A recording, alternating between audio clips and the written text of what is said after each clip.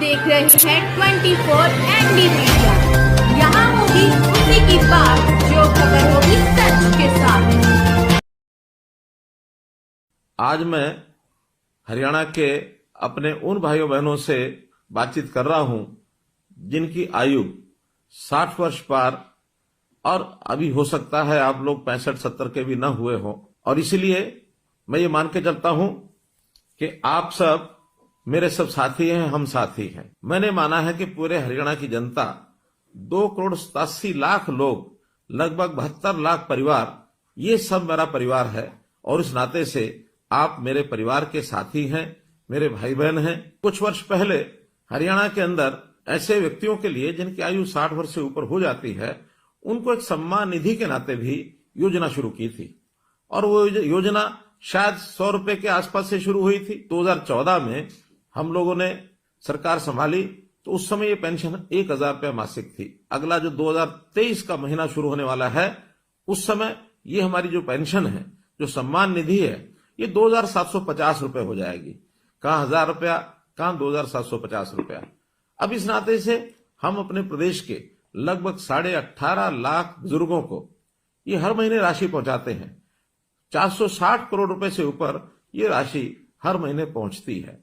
अब दो ही कंडीशन है किसी भी बुजुर्ग की वो पेंशन शुरू हो, या तो व्यक्ति 60 वर्ष का हो गया है और या फिर जो 60 वर्ष का हुआ है वो दोनों पति पत्नी की आय ये 2 लाख रुपए से कम होनी चाहिए। हमें लगा 2 लाख रुपया ये कम है, तो इस अगले महीने से हमने इस आय को भी बढ़ा करके 2 से 3 लाख रुपया कर दिया है। जिस महीने में 60 वर्ष का व्यक्ति हो जाए उसको तुरंत अगले महीने से अपने आप पेंशन शुरू हो जाए। मात्र एक कागज पर आपको साइन करना होगा। एक ही महीने के अंदर अंदर वो सहमति पत्र के साइन भी हम कराते हैं और उसके बाद उन लोगों से जो सहमति पत्र देते हैं, अपने आप ही पेंशन है ये जाना शुरू हो जाता है। हमने लगभग 6 महीने पहले इस व्यवस्था को शुरू किया था और इन 6 महीनों में 16,500 लोगों को और ऑटोमेटिकली अपने आप पेंशन मिली। केवल हरियाणा प्रदेश ही है जो ये 2,750 रुपया और ये दे रहा है, और किसी प्रदेश में इस प्रकार की व्यवस्था ये ऐसी नहीं है। हमारे देश के प्रधानमंत्री विशेष तौर पर बहुत चिंतित है, गरीब परिवारों के लिए उनकी चिंता है। इस नाते से उन्होंने हर गरीब परिवार के लिए 5 लाख रुपए तक का ये जो स्वास्थ्य बीमा है ये लागू कराया है आयुष्मान भारत के नाते।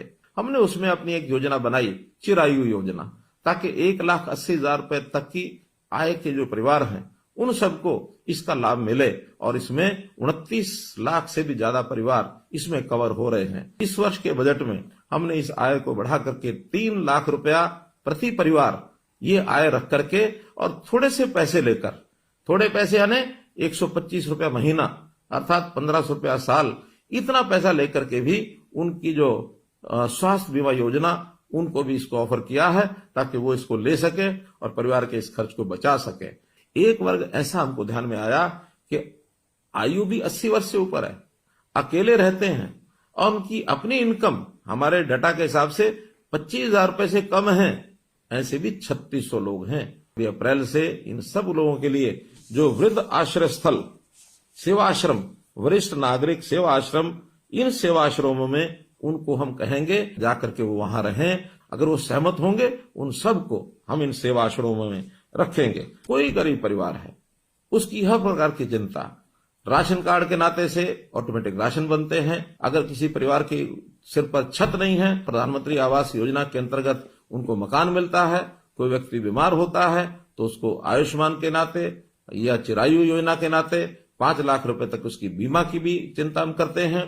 उनके बच्चों की पढ़ाई की भी हम चिंता करते हैं, और तो और कोई व्यक्ति आगे चल करके भी बीमार न हो, उसका स्वास्थ्य जांच जरूर हो, इसके लिए भी निरोगी योजना बनाई गई है।